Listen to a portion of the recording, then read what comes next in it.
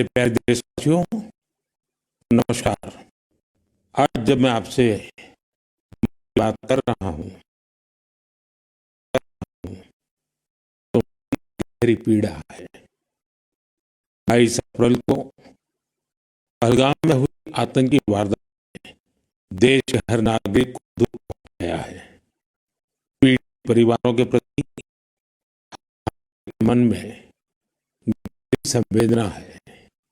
भले वो किसी भी राज्य का हो, वो कोई भी भाषा बोलता हो, लेकिन वो उन लोगों के दर्द को महसूस कर रहा है जिन्होंने इस हमले में अपने परिजनों को खोया है।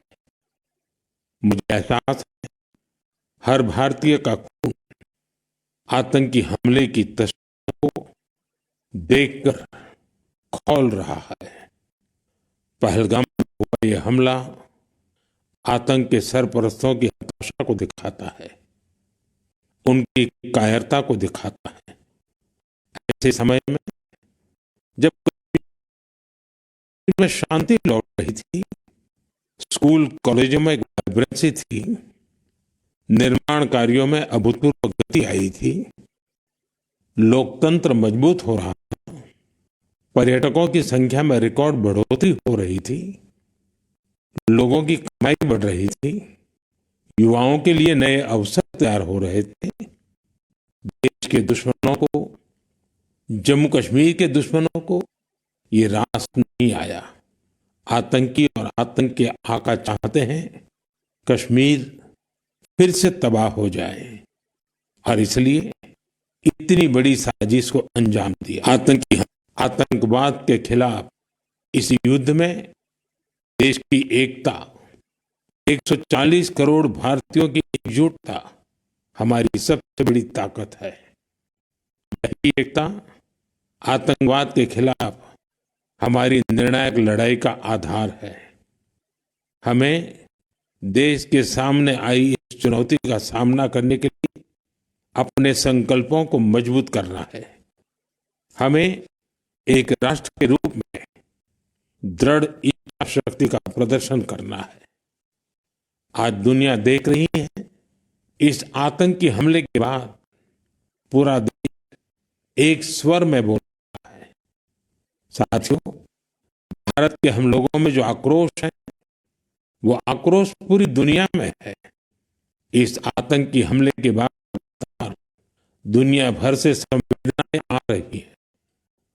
मुझे भी ग्लोबल लीडर्स ने फोन किए हैं, संदेश भेजे हैं। इस जघन्य तरीके से किए गए आतंकी हमले की सबने कठोर निंदा की है। उन्होंने मृतकों के परिवारजनों के प्रति संवेदनाएं प्रकट की है। पूरा विश्व आतंकवाद के खिलाफ हमारी लड़ाई में 140 करोड़ भारतीयों के साथ खड़ा है। मैं पीड़ित परिवारों को फिर भरोसा देता हूं, उन्हें न्याय मिलेगा, न्याय मिलकर रहेगा। इस हमले के दोषियों और साजिश रचने वालों को कठोरतम जवाब दिया जाएगा। साथियों, 2 दिन पहले हमने देश के महान वैज्ञानिक डॉक्टर के कस्तूरीरंगन जी को खो दिया है। जब भी कस्तूरीरंगन जी से मुलाकात हुई, हम भारत के युवाओं के टैलेंट, आधुनिक शिक्षा, स्पेस साइंस, ऐसे विषयों पर काफी चर्चा करते थे। विज्ञान, शिक्षा और भारत के अंतरिक्ष कार्यक्रम को नई ऊंचाई देने में उनके योगदान को हमेशा याद किया जाएगा। उनके नेतृत्व में इसरो को एक नई पहचान मिली। उनके मार्गदर्शन में जो स्पेस प्रोग्राम आगे बढ़े, उससे भारत के प्रयासों को ग्लोबल मान्यता मिली। आज भारत जिन सैटेलाइट्स का उपयोग करता है, उनमें से कई डॉक्टर कस्तूरीरंगन की देखरेख में ही लॉन्च की गई थी। उनके व्यक्तित्व की एक और बात बहुत खास थी, जिससे युवा पीढ़ी उनसे सीख सकती है। उन्होंने हमेशा इनोवेशन को महत्व दिया। कुछ नया सीखने, जानने और नया करने का विजन बहुत प्रेरित करने वाला है। डॉक्टर के कस्तूरीरंगन जी ने देश की नई राष्ट्रीय शिक्षा नीति तैयार करने में भी बहुत बड़ी भूमिका निभाई थी। डॉक्टर कस्तूरीरंगन 21वीं सदी की आधुनिक जरूरतों के मुताबिक फॉरवर्ड लुकिंग एजुकेशन का विचार लेकर आए थे। देश की निस्वार्थ सेवा और राष्ट्र निर्माण में उनके योगदान को हमेशा याद किया जाएगा। मैं डॉक्टर के कस्तूरीरंगन जी को विनम्र भाव से श्रद्धांजलि अर्पित करता हूं। मेरे प्यारे देशवासियों, इसी महीने अप्रैल में आर्यभट्ट सैटेलाइट की लॉन्चिंग के 50 वर्ष पूरे हुए हैं। आज जब हम पीछे मुड़कर देखते हैं, 50 वर्षों की इस यात्रा को याद करते हैं, तो लगता है हमने कितनी लंबी दूरी तय की है। अंतरिक्ष में भारत के सपनों की ये उड़ान एक समय केवल हौसलों से शुरू हुई थी। राष्ट्र के लिए कुछ कर गुजरने का जज्बा पाले युवा वैज्ञानिक, उनके पास न तो आज जैसे आधुनिक संसाधन थे, न ही दुनिया की टेक्नोलॉजी तक वैसी पहुंच थी। अगर कुछ था तो वो था प्रतिभा, लगन, मेहनत और देश के लिए कुछ करने का जज्बा। बैलगाड़ियों और साइकिलों पर क्रिटिकल इक्विपमेंट को खुद लेकर जाते हमारे वैज्ञानिकों की तस्वीरों को आपने भी देखा होगा।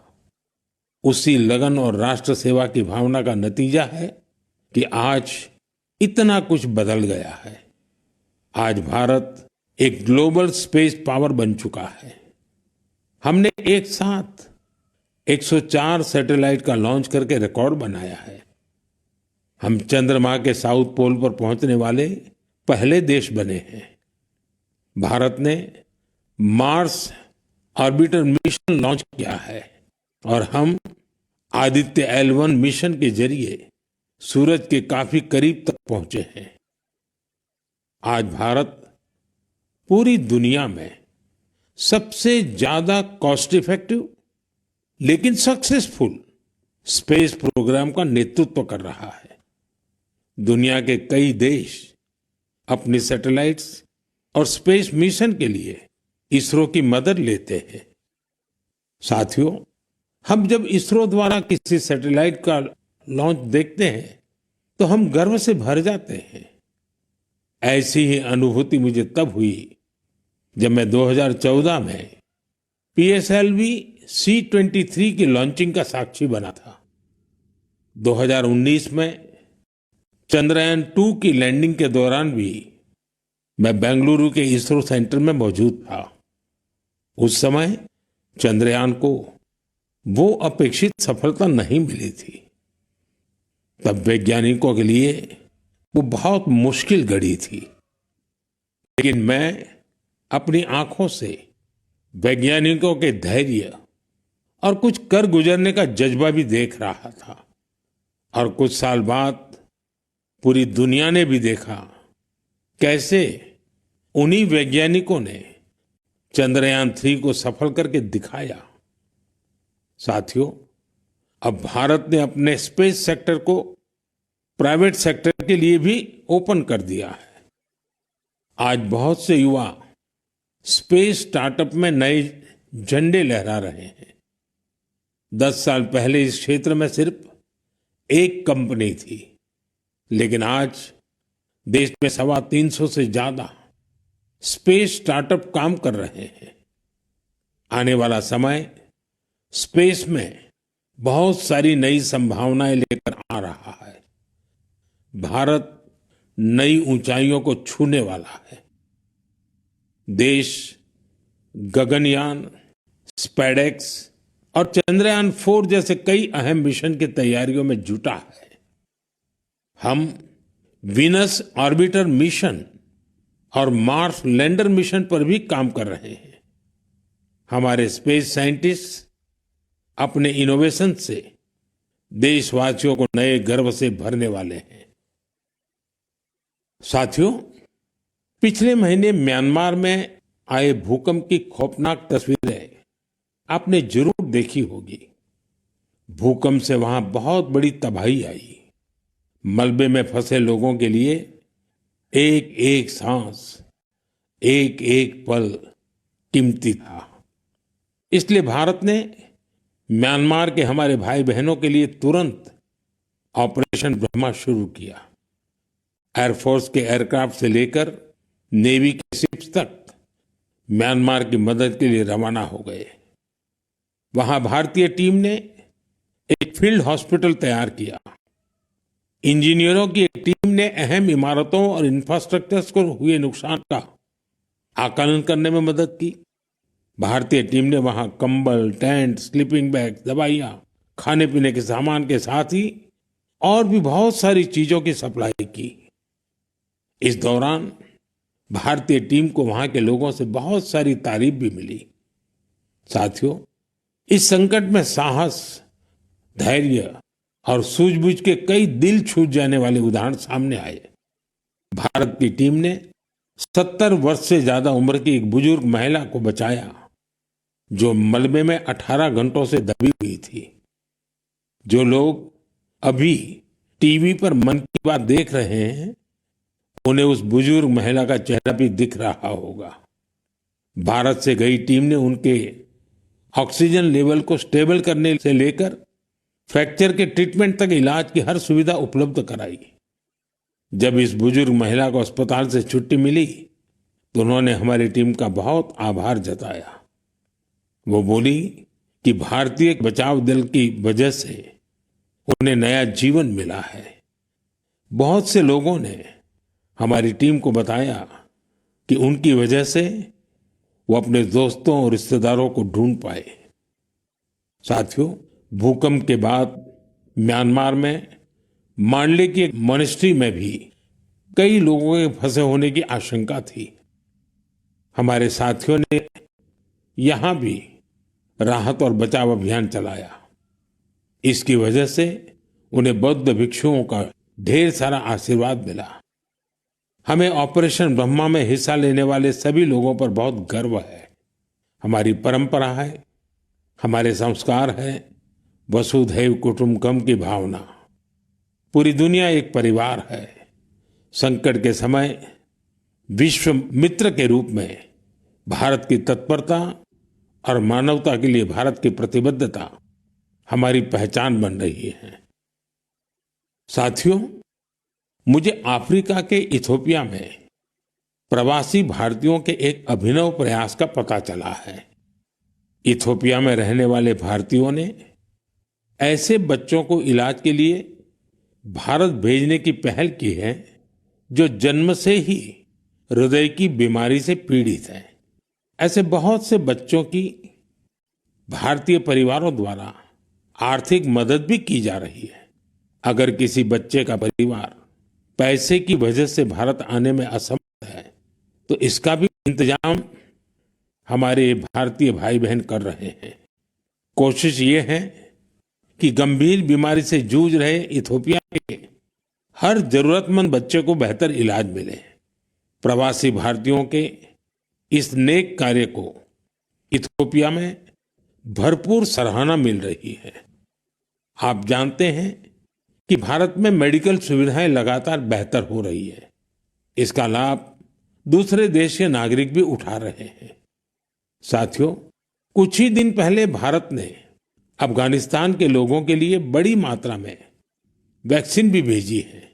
ये vaccine rabies, tetanus, hepatitis B और इन्फ्लुएंजा जैसी खतरनाक बीमारियों से बचाव में काम आएगी। भारत ने इसी हफ्ते नेपाल के आग्रह पर वहां दवाइयां और वैक्सीन की बड़ी खेप भेजी है। इनसे थैलेसीमिया और सिकल सेल डिसीज के मरीजों को बेहतर इलाज सुनिश्चित होगा।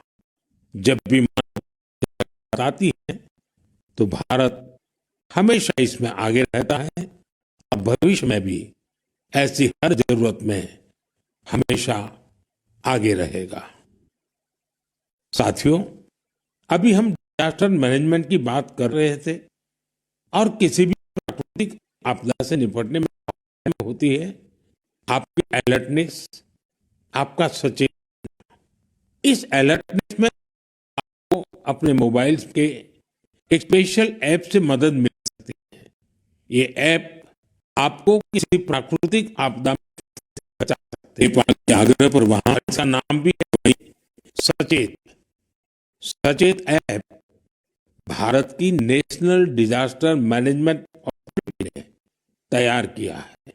बाढ़, साइक्लोन, लैंडस्लाइड, सुनामी, जंगल की आग, हिमस्खलन, आंधी, तूफान या फिर बिजली गिरने जैसी आपदाएं हो, सचेत ऐप आपको हर प्रकार से इन्फॉर्म और प्रोटेक्टेड रखने का प्रयास करता है।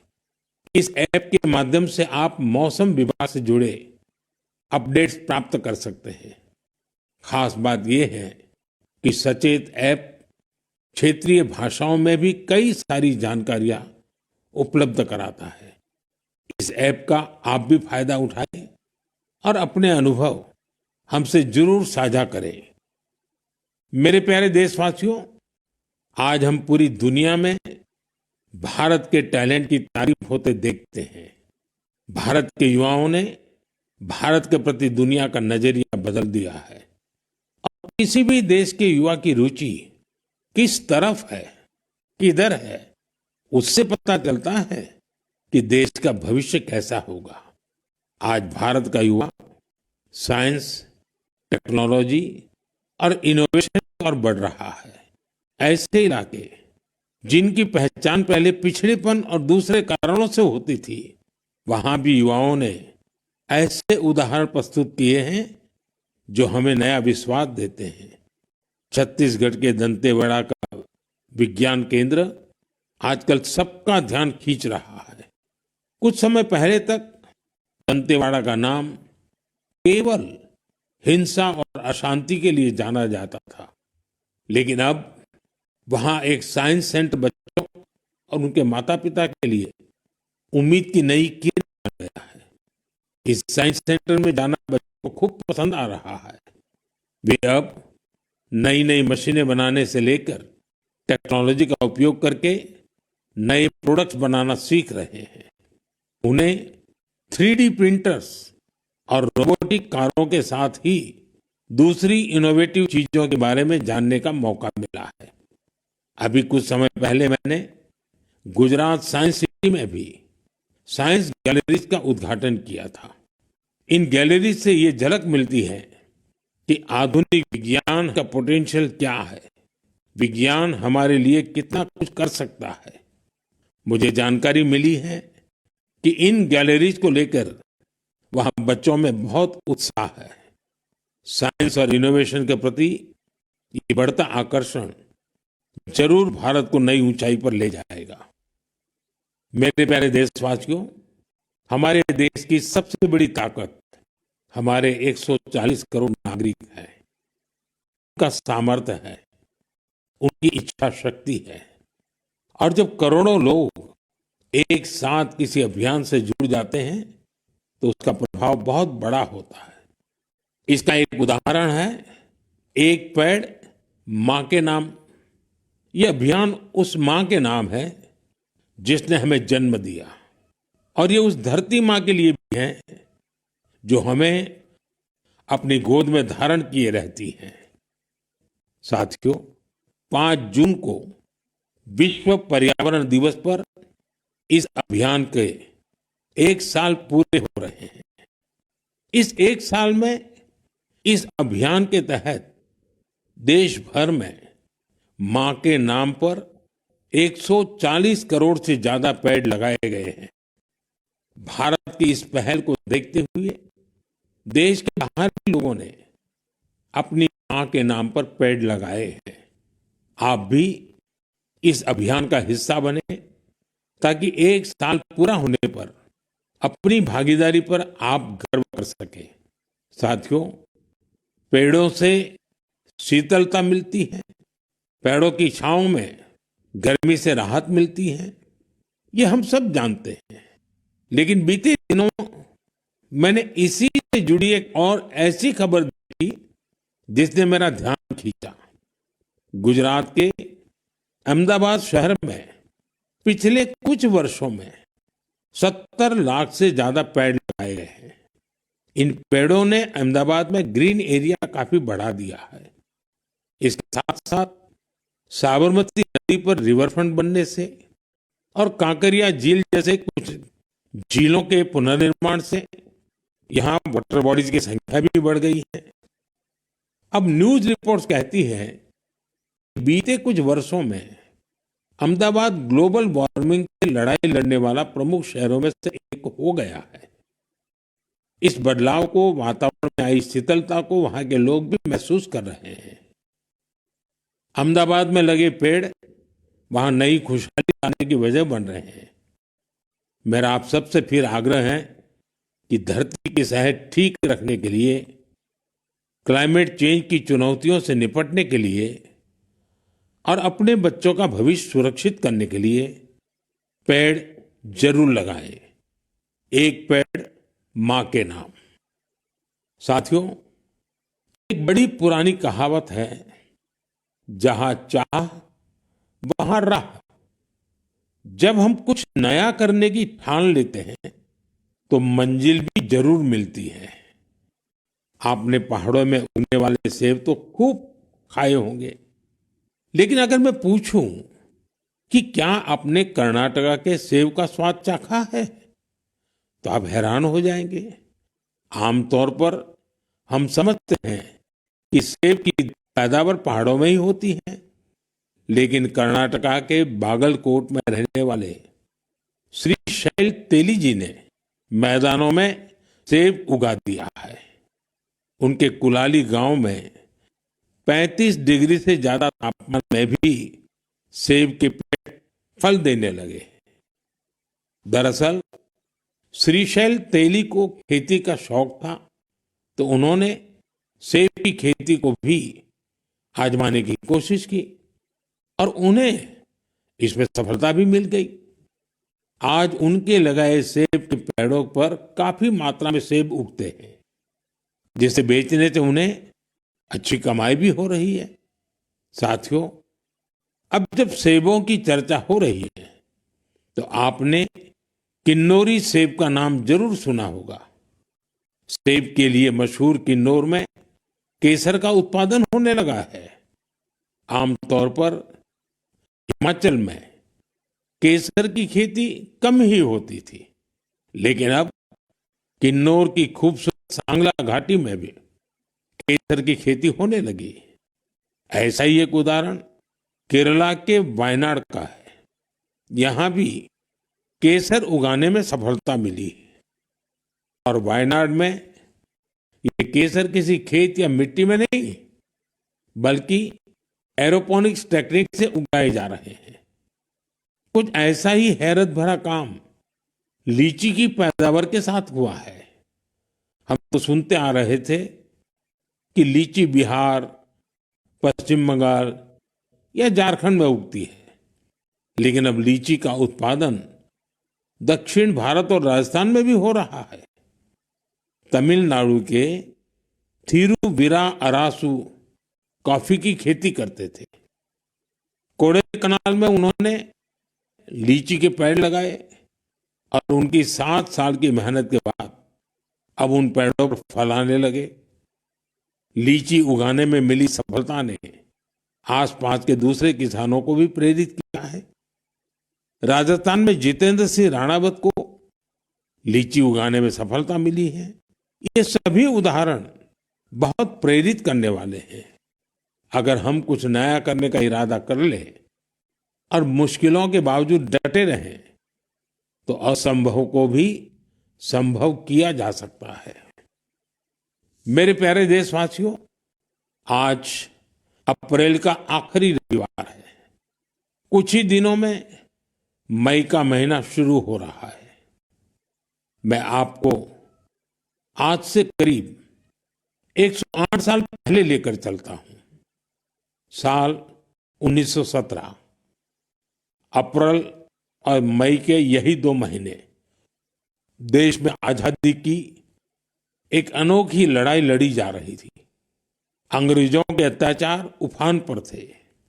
गरीबों, वंचितों और किसानों का शोषण अमानवीय स्तर को भी पार कर चुका था।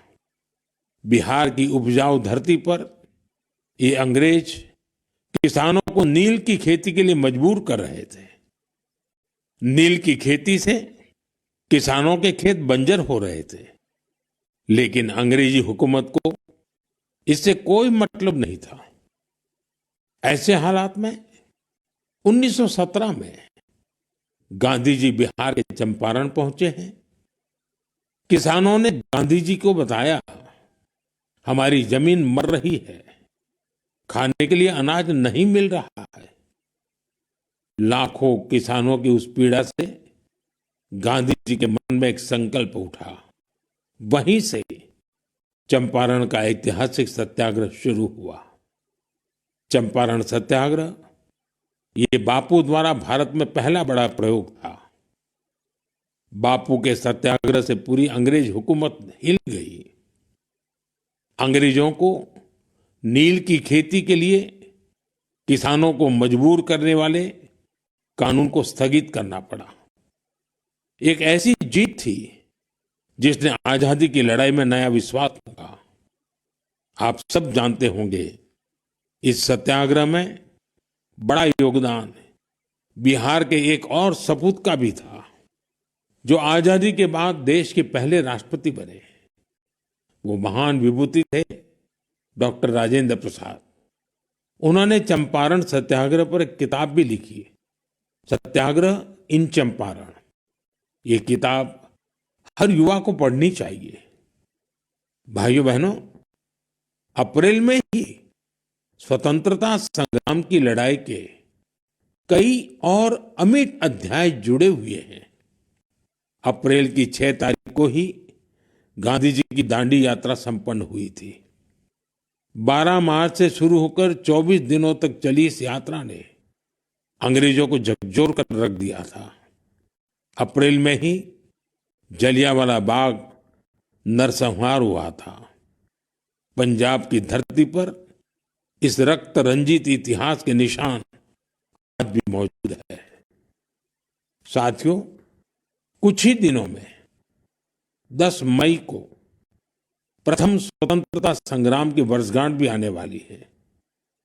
आजादी की उस पहली लड़ाई में जो चिंगारी उठी थी, वो आगे चलकर लाखों सेनानियों के लिए मशाल बन गई।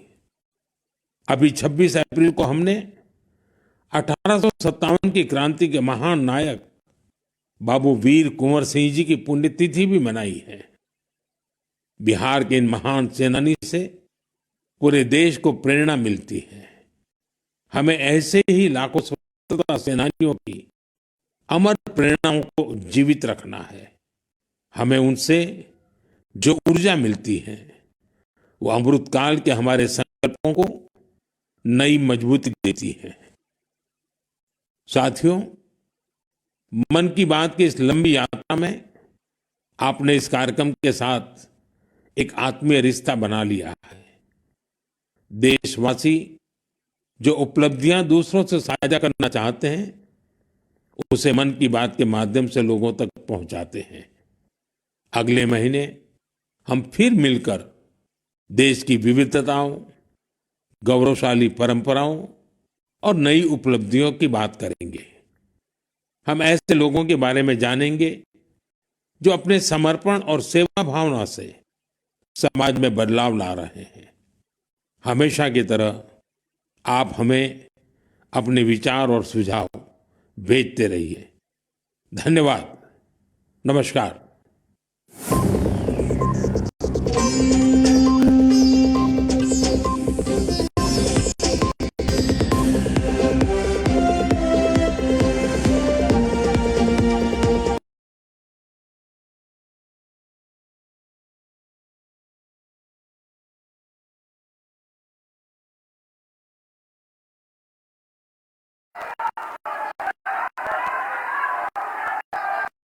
अपनी बात प्रारंभ करने से पहले मैं आप सबसे एक प्रार्थना करना चाहता हूं। आप जहां हैं वहीं